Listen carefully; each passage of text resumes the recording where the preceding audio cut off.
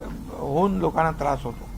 म्हणून आज आपण पाहिलं की जो एक प्रयोग या जिओ पॉलिमर टेक्नोपॅथचा आपण इथं केला आणि M60चं RMC आपण वापरलं. तुम्ही पाहिलं पत्रकारांनी एक खड्डा भरून होत होता, तो दुसरा खड्डा देखील आपण त्याच वेळेस भरला आणि त्याच वेळेस तो पहिला जो भरलेला खड्डा तो एकदम कडक रस्ता झाला. त्यामुळे ही टेक्नॉलॉजी पावसामध्ये आपल्याला आम्ही ठाण्यात, नाशिक रोडला, मुंबई, गोवा या ठिकाणी वापरली आणि त्याचबरोबर जिथं खूप मोठ्या प्रमाणावर पाणी येतं, खालून चिखल आहे, दलदलीचा भाग आहे, त्या ठिकाणी हे देखील आपल्याला उपयुक्त ठरत नाही. त्या ठिकाणी प्रिकास्ट पॅनल, एक कॉन्क्रीटचा रस्ताच, जसं आपण कॉन्क्रीटचे रस्ते बनवतो तसे प्रिकास्ट पॅनल आम्ही कास्टिंग केले होते आणि जवळपास 200 प्रिकास्ट पॅनल या ठिकाणी, ज्या ठिकाणी अतिशय चिखलाचा भाग, दलदलीचा भाग आहे, पाणी जिथं सातत्याने येतं त्या भागामध्ये देखील आपण ते टाकले. आणखी ज्या ज्या भागामध्ये अशा प्रकारचे हे आहेत, जागा आहेत, त्या ठिकाणी देखील त्याचा वापर करून आपण मोटरेबल ताबडतोब म्हणजे रेडीमेड रस्ते कसे आपण करू शकतो याचं उदाहरण देखील आपण पाहिलेलं आहे कॉन्क्रीटच्या रस्त्यांमुळे. त्यामुळे हे झालं आपलं तातडीने दिलासा देण्याचा विषय. परंतु या ठिकाणी कायमस्वरूपी रस्ते आपल्याला करायचे आहेत.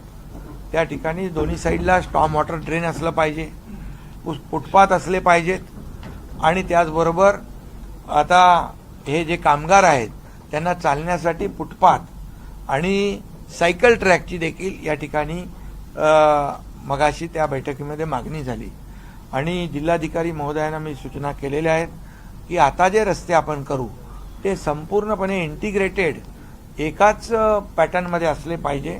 मग ते MIDCचे असू द्या, PMRDचे असू द्या, PWDचे असू द्या आणि NHIचे असू द्या. त्यामुळे हे सगळे जे आहेत हे पुढच्या संपूर्णपणे 10 महिन्याचा कालावधी जिल्हाधिकाऱ्यांनी या ठिकाणी घेतलेला आहे.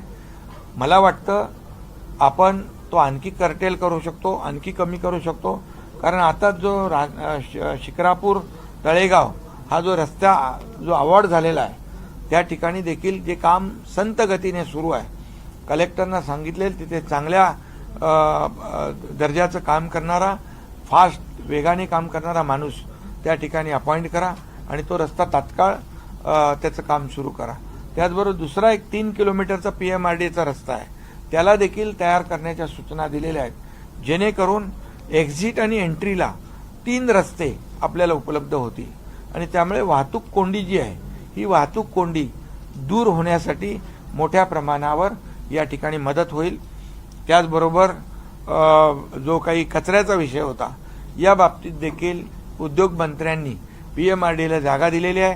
ताबडतोब प्रोसेसिंग युनिट या ठिकाणी सुरू करण्याच्या सूचना दिल्यात.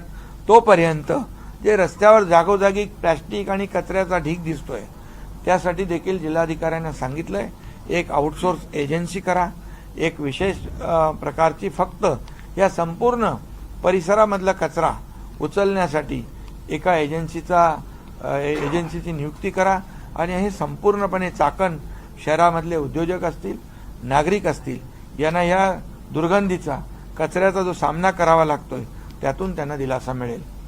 एकंदरीत विजेचा जो काही विषय होता त्यावर देखील चर्चा झाली आणि विजेच्या जे काही आपले महावितरणचे अधिकारी त्यांच्याशी देखील त्यांनाही सूचना दिलेल्या आहेत आणि जे काही मोठं काम असेल, सबस्टेशन असेल किंवा आपल्याला ट्रान्सफॉर्मरचं कॅपॅसिटी वाढवायची असेल, या संपूर्ण ज्या आहेत यासाठी देखील सूचना दिल्यात. मला वाटतं एकंदरीत उद्योजकांच्या ज्या ज्या काही सूचना होत्या त्या आपण त्याला काम सुरू केलेलं आहे, चालना दिलेली आहे. त्याचबरोबर मेट्रोचं काम सुरू आहे, मेट्रोचे हर्डीकर यांच्याशी देखील मी बोललो. मेट्रोचं काम देखील इकडे सुरू आहे, पण ते नाशिक फाटा ते चाकण राजगुरुनगर आणि तळेगाव चाकण शिक्रापूर याचा देखील त्याच्यामध्ये अंतर्भाव करावा अशा प्रकारच्या सूचना मी दिल्यात आणि त्याची फिजिबिलिटी चेक करून DPR तयार करण्याच्या सूचना त्यांना दिलेल्या आहेत. त्यामुळे ते देखील हर्डीकर यांनी त्यांची टीम ते करेल, जेणेकरून मोठ्या प्रमाणावर इथल्या भागातल्या लोकांना दिलासा मिळेल.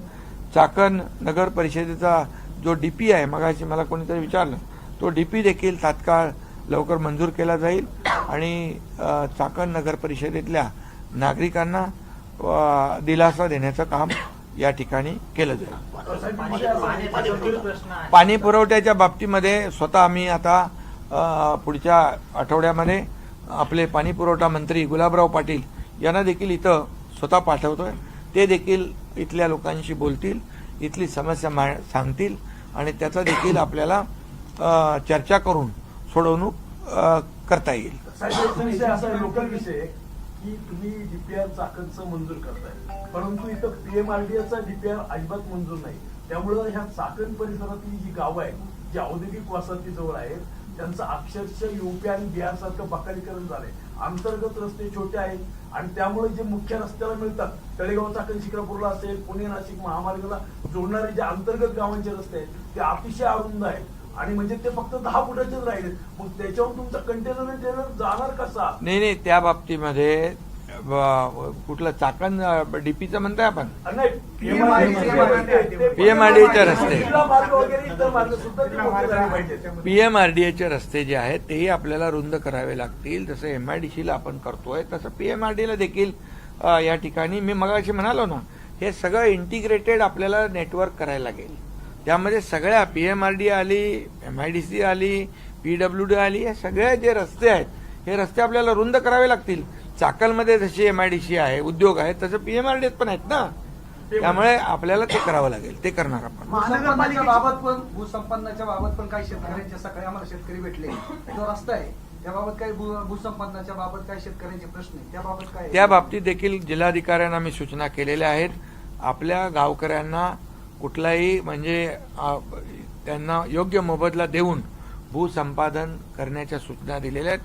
आपलं सरकार कुठलाही प्रकल्प करताना तिथल्या नागरिकांना तोशीत धरून त्यांच्यावर त्यांच्या कन्सेंटशिवाय कुठलाही प्रकल्प आम्ही केला नाही आणि करणार नाही. PMRDAचे अधिकारी शेतकऱ्यांची वर्तवणूक चांगली देत नाही अशा सगळ्या भावना शेतकरी. त्यासाठी आपण जिल्हाधिकाऱ्यांना 2 कमिट्यांचा अध्यक्ष केलेला आहे. ती एक बैठक दर शुक्रवारी होईल आणि एक बैठक पहिल्या बुधवारी आणि तिसऱ्या बुधवारी होईल. त्यामुळे जे प्रश्न आहेत ते त्यावेळेस PMRDAचे असले किंवा MIDCचे असले, कुठलेही असले, तर त्या नागरिकांनी जिल्हाधिकाऱ्यांसमोर मांडल्यानंतर त्या ठिकाणी तिथल्या तिथे त्यांना निर्णय मिळेल. एकही कंपनी बाहेर जाणार नाही तरी देखील चाकण परिसरामध्ये चर्चा होतात की कंपन्या बाहेर जाणार. आता उद्योजकांच्या बरोबरच आम्ही बोललो, तेच तुम्हाला स्वतः येऊन सांगणार आहेत की आम्ही कुणीही चाकण सोडून इतर बाहेर जाणार नाही. त्यांनी आनंद म्हणजे समाधान व्यक्त केलं की आम्ही दिलेल्या सूचनाचं स्वागत सरकारने केलं, उद्योग विभागाने केलं आणि शासनाने केलं, जिल्हा प्रशासनाने केलेलं आहे आणि त्याच्यावर कामही सुरू झालेलं आहे. त्यामुळे त्यांना विश्वास आहे की त्यांनी ज्या काही सूचना केल्या त्या पूर्ण होतील. आता तुम्ही बैठका घेताय, सगळं घेताय, मात्र हे कंपनी जेव्हा स्थलांतर म्हणजे आता धमक्या देत आहेत किंवा बोलतायत ते त्याच्यानंतर जाग आली, हे म्हणजे जबाबदारी नव्हती का हे सगळं करणं? आपण एकीकडे म्हणतोय आपण प्रगतशील आहोत, स्मार्ट सिटी आहे, गडकरी साहेब दररोज नवीन नवीन रस्ते कोट्यवधी रुपये खर्च करतात, म्हणजे खड्डे एक किरकोळ विषयासाठी. नाही, असं किरकोळ नाही बाबा, किरकोळ विषय नाही, हा व्यवस्थित नियोजनाचा विषय आहे. पूर्वी काय झालं आता त्याच्यामध्ये आपण जात नाही, परंतु आता प्रशासनाला सगळ्या एकत्र आणलेल्या आहे आपण आणि त्यामुळे आता भविष्यामध्ये जे काय होईल तो पूर्णपणे नियोजनबद्ध या ठिकाणचा पूर्ण आणि सर्व एजन्सीने एकत्र घेऊन काम होतं. थँक्यू, धन्यवाद.